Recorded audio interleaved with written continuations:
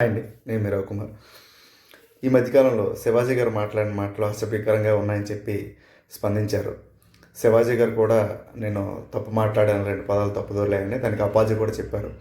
అయితే అసలు విషయం ఏంటంటే, గుమ్మడికాయల దొంగ అంటే భుజాలు తడుముకున్నట్టు ఈ విషయంలోకి అనసూయ గారు వచ్చారు. అనసూయ గారు స్త్రీతత్వం గురించి, ఫెమినిజం గురించి మాట్లాడుతున్నారు. బట్టలు వేసుకోవడం నా జన్మ హక్కు, ఎలాంటి బట్టలు వేసుకుంటే మీకేంటి అని చెప్పి చాలా చెప్తున్నారు. ఒక చిన్న ఉదాహరణ చెప్తున్నాను. తన ఇంటర్వ్యూలోనే స్వయంగా అనసూయ గారు చెప్పారు, నా 10 ఏళ్ల కొడుకు నేను పొట్టి బట్టలు వేసుకుంటే అలాంటి బట్టలు వద్దమ్మా అని చెప్పి చెప్పారంట. తనే స్వయంగా చెప్పారు ఒక ఇంటర్వ్యూలో.